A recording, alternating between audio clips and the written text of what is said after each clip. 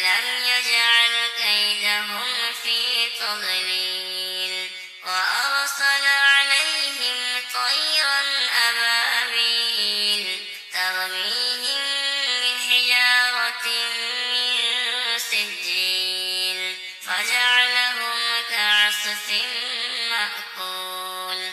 بسم الله الرحمن الرحيم. لإيلاف قريش إيلافهم رحلة الشتاء والصيف فليعبدوا رب هذا البيت الذي أطعمهم من جوع وآمنهم من خوف. بسم الله الرحمن الرحيم. أرأيت الذي يكذب بالدين فذلك الذي يدعو اليتيم ولا يحض على طعام المسكين فويل للمصلين